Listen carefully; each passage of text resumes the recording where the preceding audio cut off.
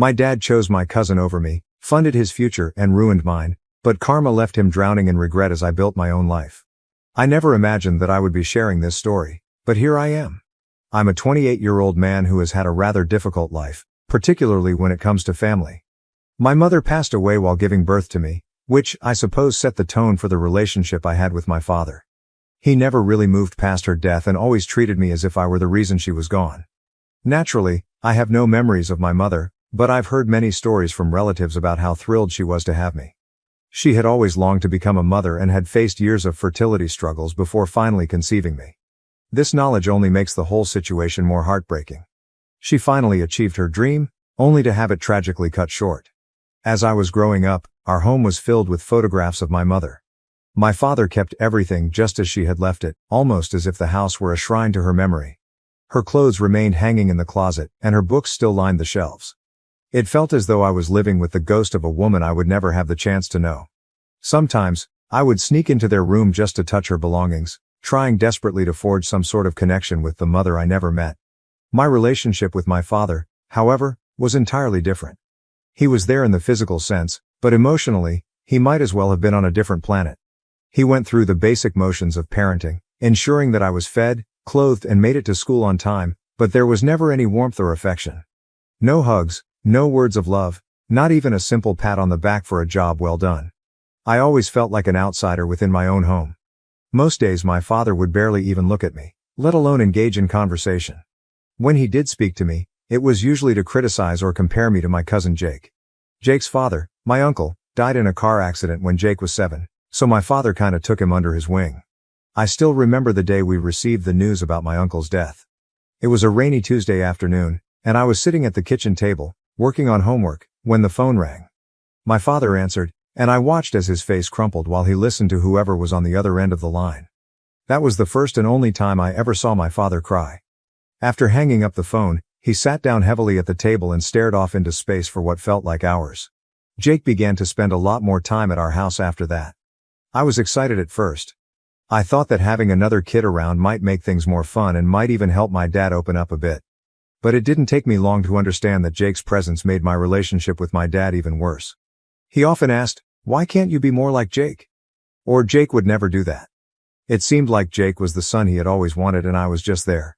Jake was sporty, friendly, and charming, which I wasn't.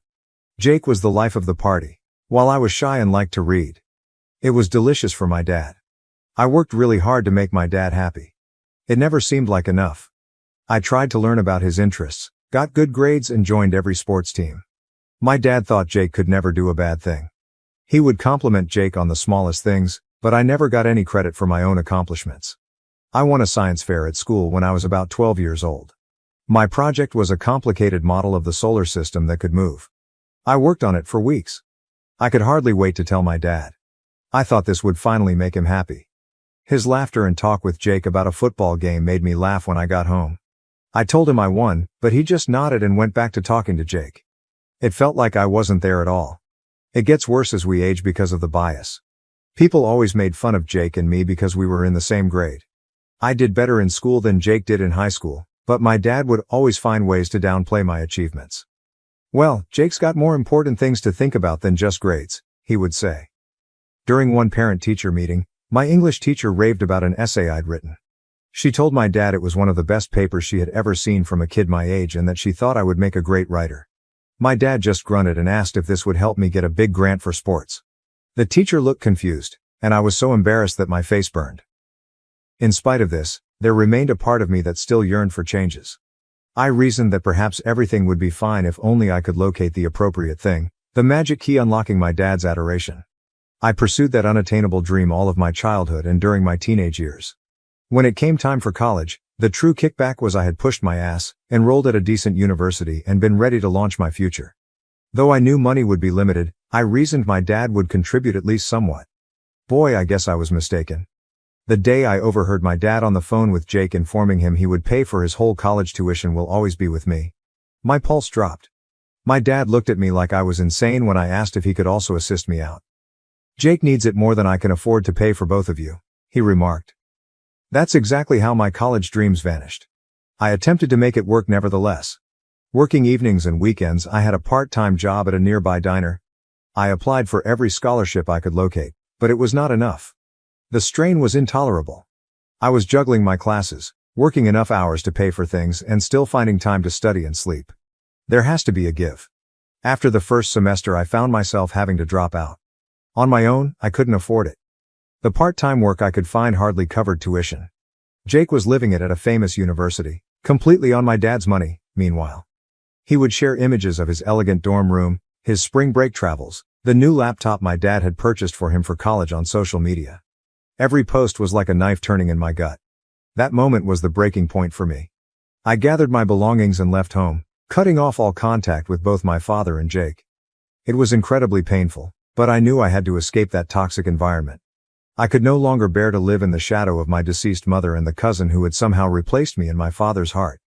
The past few years have been challenging, to say the least. I've taken on various odd jobs, doing whatever I could to make ends meet. I've waited tables, worked in construction, pulled night shifts at gas stations, anything to ensure I had a roof over my head and food to eat. It has been difficult, especially when I see updates from Jake on social media about his incredible college experiences and the great job he secured after graduation. But despite everything, I'm gradually building a life for myself on my own terms. I now have a decent job, not something extravagant, but it covers the bills. I'm working as a manager at a local bookstore. It's not the career I envisioned, but I find solace in being surrounded by books all day. In addition, I'm taking night classes at the community college, working toward the degree I've always wanted. It's not an easy journey, but at least I'm making it on my own. Along the way, I've made some great friends, people who accept me for who I am, not for who they want me to be. They have become the family I never truly had. We have weekly game nights, go on camping trips when we can afford it, and support each other through thick and thin. It's far from perfect, but it's mine, and that makes all the difference. I thought I had left all that family drama behind me, but life has a funny way of throwing curveballs when you least expect them. Yesterday, I received a call from a number I didn't recognize. When I answered, I was stunned to hear my dad's voice on the other end. It had been 3 years since we last spoke, and now he was reaching out for help. I'm not entirely sure how to feel about this, but one thing is certain, I am no longer that kid desperate for his approval. Update 1.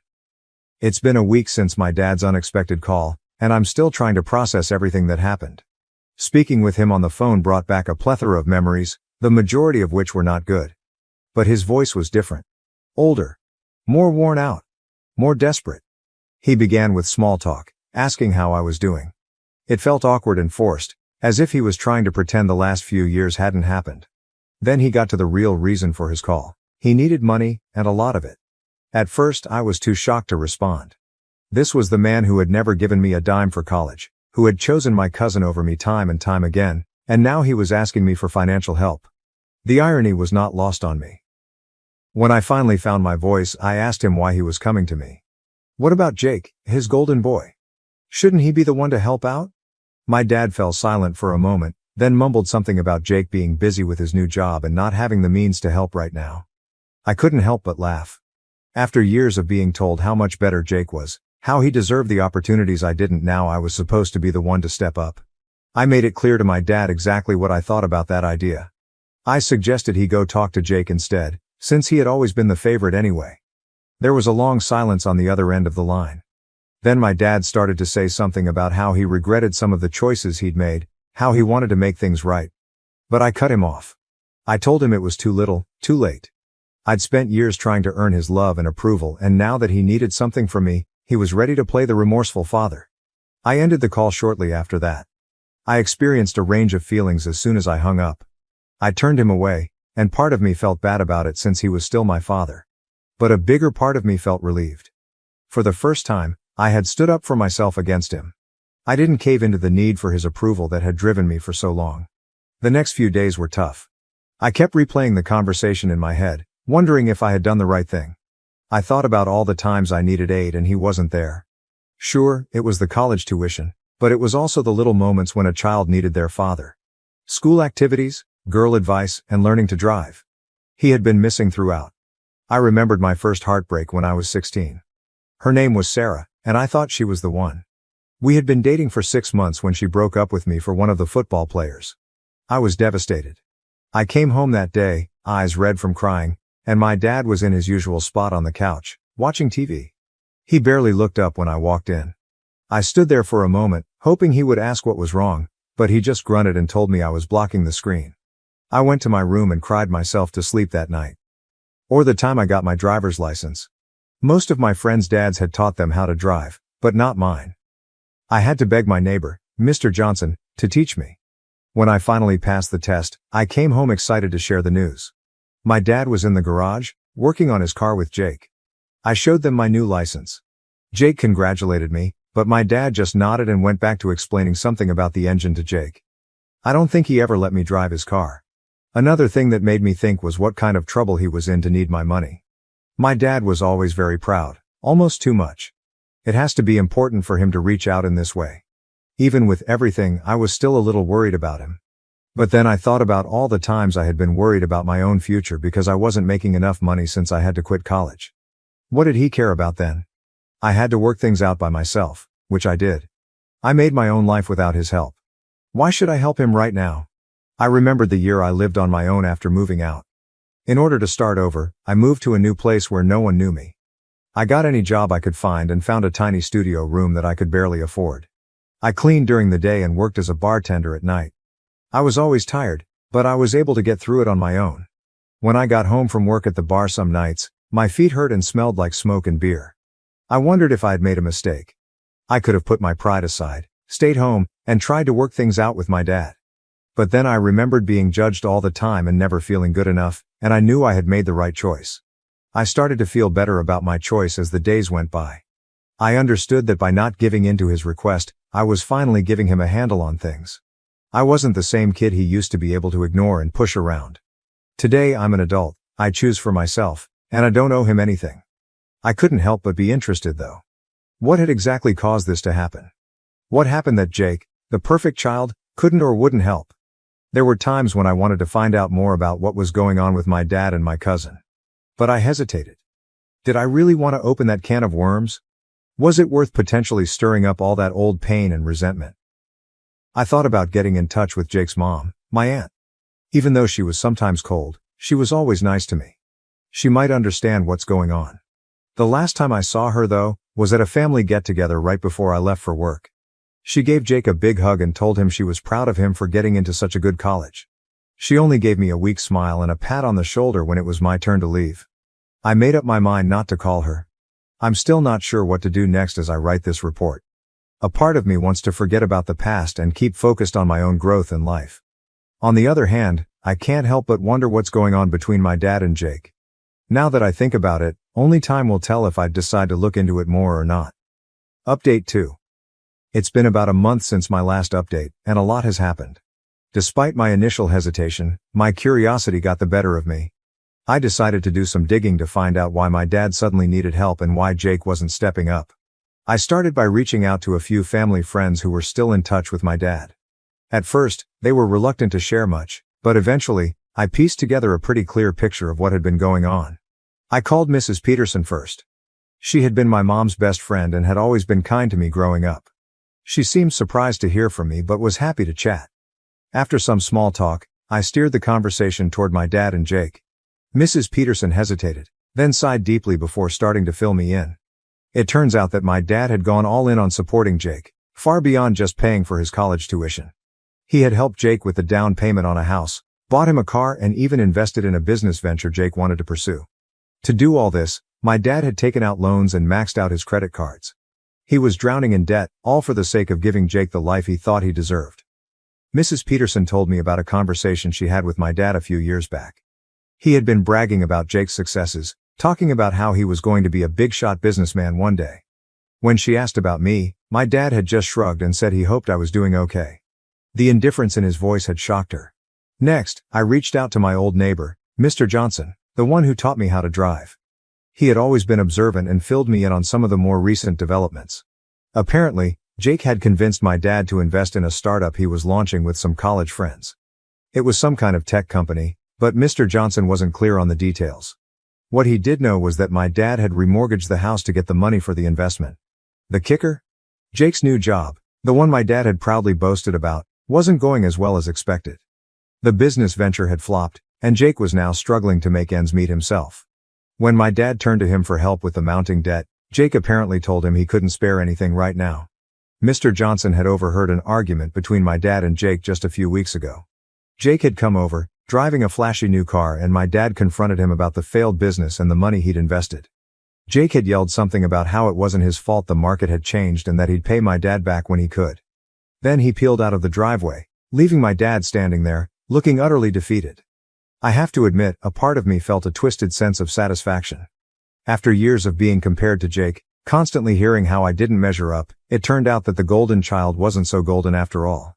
My dad had placed all his hopes and resources into Jake, and now those hopes had crumbled.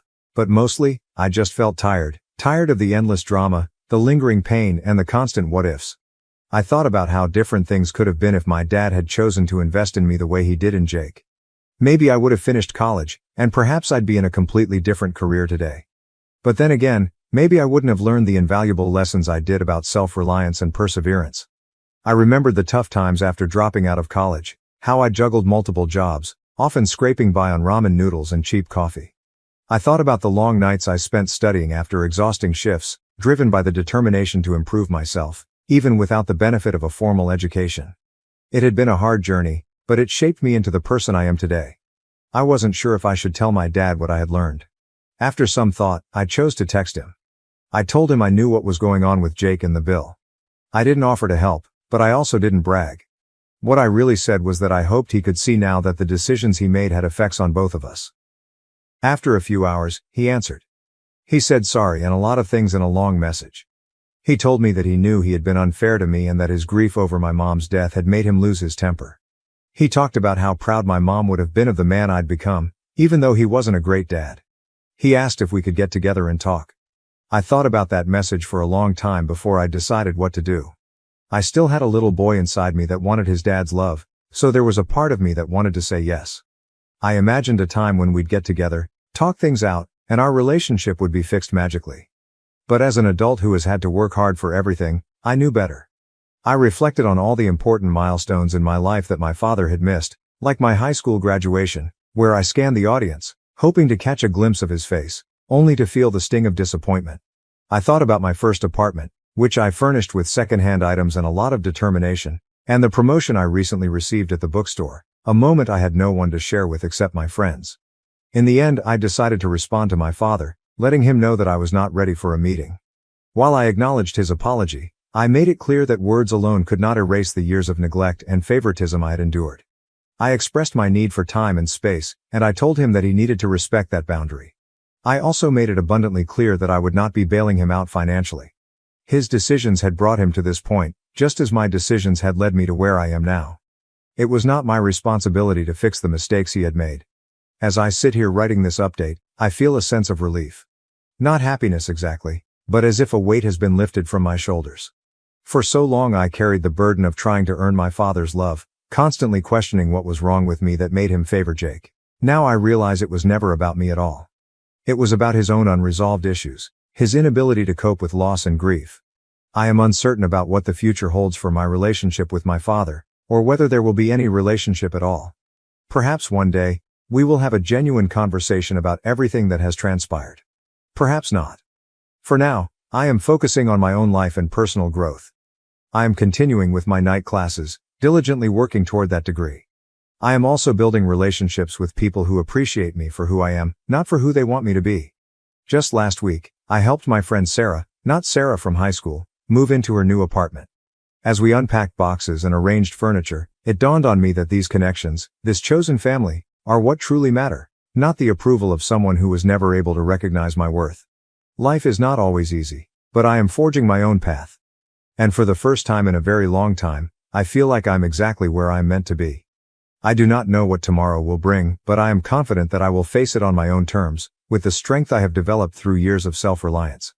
That is something my father's favoritism can never take away from me.